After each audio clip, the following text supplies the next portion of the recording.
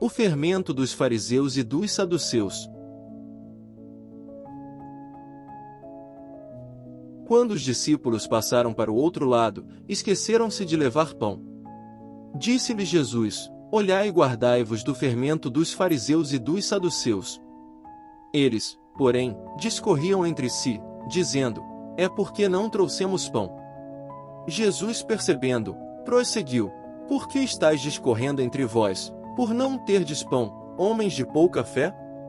Não compreendeis ainda, nem vos lembrais dos 5 pães para 5.000 homens e de quantos cestos levastes? Nem dos 7 pães para 4.000, e de quantas alcofas levantastes?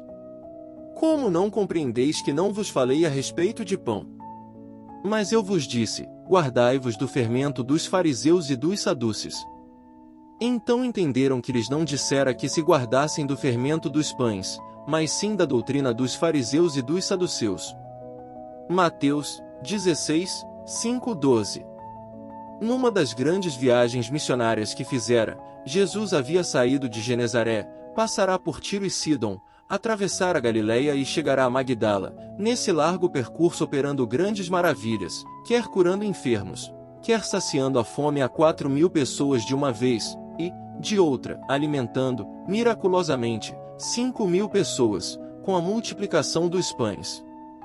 Os seus feitos tinham por fim salientá-lo como salvador dos desiludidos das religiões humanas. Ele quis, em sua passagem pela terra, deixar essas provas da sua autoridade moral e científica. Saindo do Monte Carmelo, na Galileia, onde multiplicara os pães e os peixes pela segunda vez, Jesus passou numa barca para os confins de Magdala, tendo depois os 12 discípulos ido ao encontro do Mestre. Era costume de alguns dos apóstolos, devido às longas tiradas que faziam com seu amado Mestre, carregar os pães com que deveriam alimentar-se em caminho. Dessa vez, porém, dado o caso da multiplicação dos pães no deserto, que haviam saciado a fome de uma multidão enorme, composta de homens, mulheres e crianças, os discípulos deixaram de levar pão.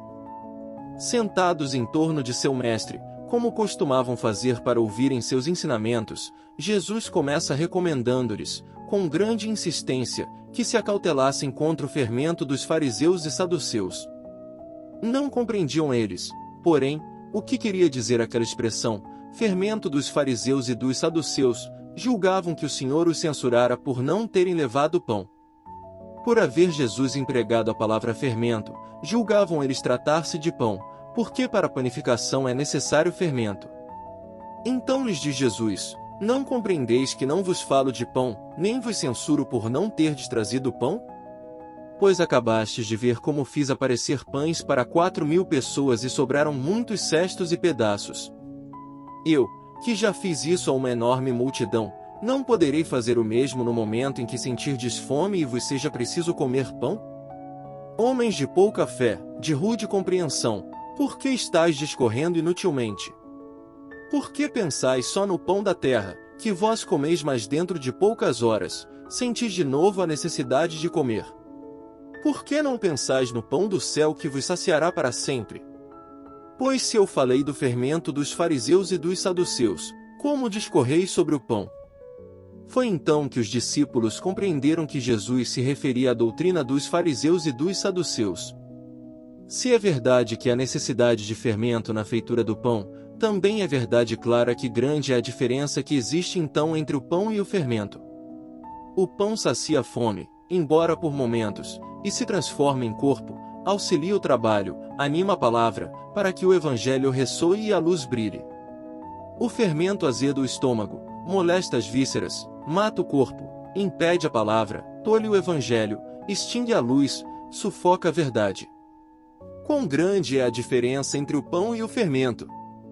Pois se o fermento, que é feito de farinha, se torna tão perigoso, tão venenoso, tão mortífero, que diremos do fermento religioso? A religião dos fariseus e dos saduceus era tão prejudicial, causava tanto mal às almas, que Jesus não se animou a chamá-la religião nem doutrina, chamou-a fermento. Os fariseus e os saduceus eram os sacerdotes, os padres daquela época, os mesmos que não perdiam ocasião de perseguir a Jesus. Mas por que o faziam? Porque Jesus ensinava ao povo a religião de Deus e dizia abertamente que o que os sacerdotes ensinavam não era religião nem doutrina, era fermento. Fermento de dogmas, fermento de sacramentos, fermentos de orações, fermento de cultos, fermento de cerimônias, fermento de procissões, fermento de imagens, e todos esses fermentos juntos envenenavam as almas por tal forma, que ninguém podia conseguir a salvação. Jesus veio salvar o homem da dor e o único meio era aplicar o remédio para a salvação do homem.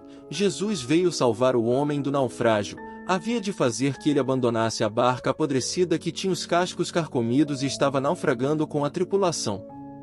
A religião não consiste em dogmas, nem em cultos exteriores, isto não passa de fermento religioso. Guardar-se do fermento dos fariseus e dos saduceus é sábia precaução recomendada por Jesus. Cuidado com os fermentos que, com inscrições atraentes de religião, prejudicam os homens. Cuidado com o fermento dos padres e dos pastores. Religião é fé e misericórdia.